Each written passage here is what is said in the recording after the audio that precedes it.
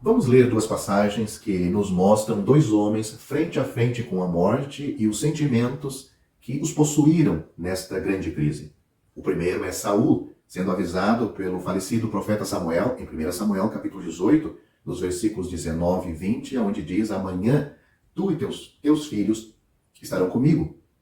Então Saul caiu imediatamente por terra e ficou com muito medo por causa das palavras de Samuel. O segundo é o apóstolo Paulo, que anteriormente também se chamava Saul, que é o mesmo que Saulo. Quer dizer, esses dois homens têm o mesmo nome, um é hebraico, outro é grego, Saul e Saul, só que é Saulo no Novo Testamento, conhecido depois como Paulo. Ele disse em 2 Coríntios capítulo 5, versículo 8, estamos confiantes e dispostos a estar ausentes do corpo e a estar presente com o Senhor.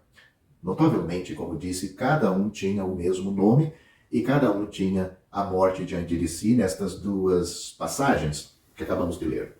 A morte é sempre uma coisa solene. Ela marca o fim de um estágio do ser de um homem. É a porta de entrada para o além indefinido. E, portanto, é um teste para cada homem. Erros cometidos na terra não podem ser corrigidos na eternidade.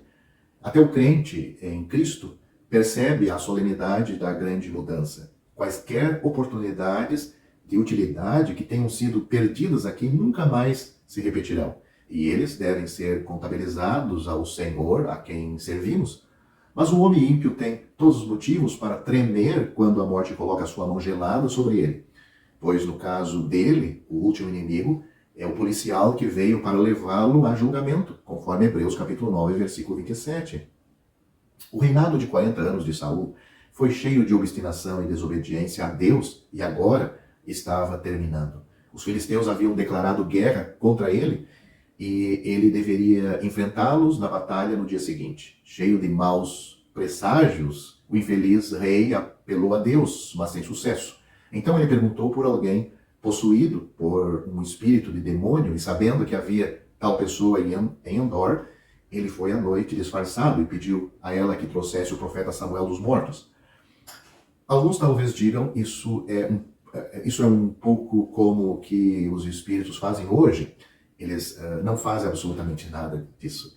A pretensão de colocar os vivos em comunicação com os mortos é uma fraude monstruosa. As chaves do Hades estão apenas nas mãos divinas. Nem o justo, nem o injusto pode ser perturbado pelos médios espíritas. Portanto, não se nega que tais pessoas estejam em comunicação, esses que dizem, esses médios espíritos hoje, estão em comunicação com o mundo invisível. Mas é com os demônios que eles têm que lidar, e com os demônios que os médios, e é com os demônios que os médios ligam, seus miseráveis ingênuos, que os buscam para fazer essas consultas. Ninguém ficou mais surpreso do que a própria mulher de Endor quando Samuel realmente apareceu naquela ocasião. Nunca tendo conhecido tal resultado de seus encantamentos anteriores, ela imediatamente discerniu a mão de Deus e concluiu que seu visitante deveria ser o rei Saul. Samuel imediatamente desafiou seu perturbador. Por que você me inquietou para me fazer subir? Um homem morto falando?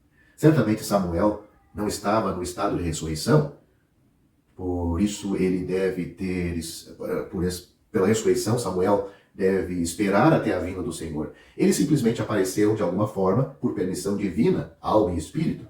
Tendo sido afirmado que os mortos estão em estado de...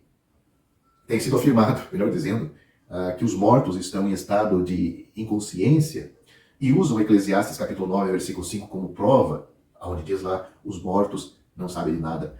Mas o escritor desse livro, Eclesiastes, está preocupado com as coisas debaixo do sol. E na passagem mencionada, ele quer dizer que os mortos não são mais capazes de seguir o curso das coisas aqui da terra. Não está dizendo que as pessoas, quando morrem, elas deixam de existir.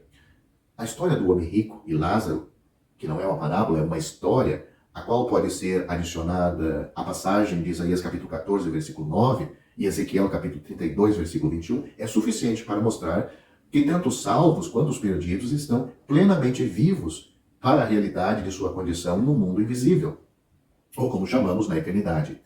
Além disso, o apóstolo diz a si mesmo que estar ausente do corpo era estar presente com o Senhor. Bem, o que Samuel quis dizer a Saul com amanhã estarás comigo? Samuel não quis dizer com isto que Saul seria encontrado no mesmo lugar e circunstâncias que ele estava.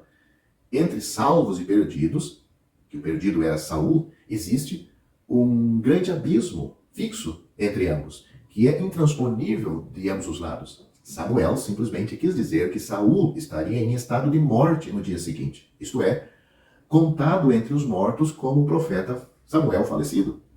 Não há traço de ternura nas palavras de Samuel. Houve uma época em que ele clamou a Jeová a noite toda em nome de Saul ou por Saul.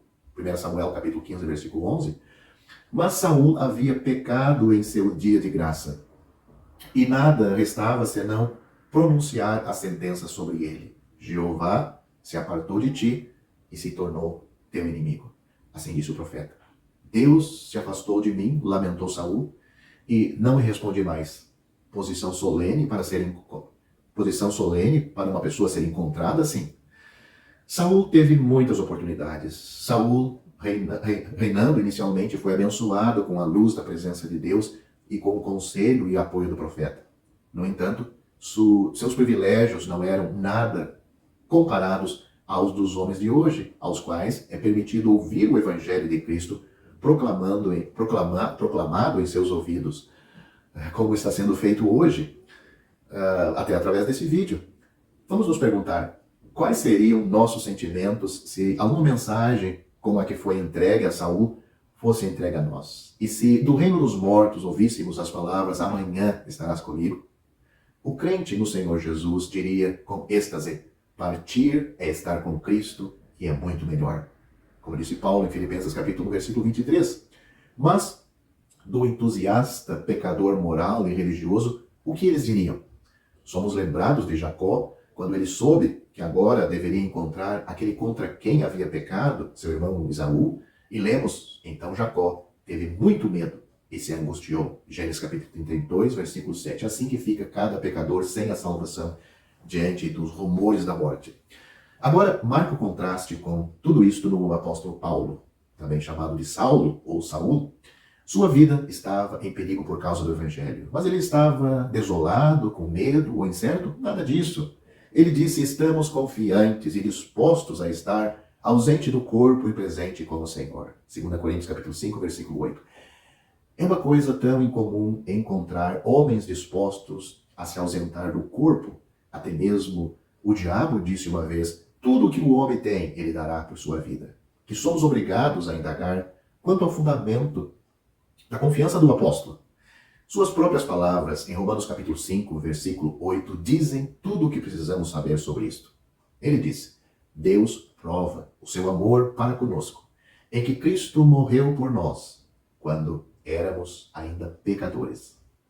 Aqui temos aquilo que, quando conhecido e acreditado ou crido, bane da alma todo medo da morte. Cristo morreu por nós, fazendo assim completa expiação por todos os nossos pecados e culpas, e quebrando o poder do inimigo de uma vez por todas.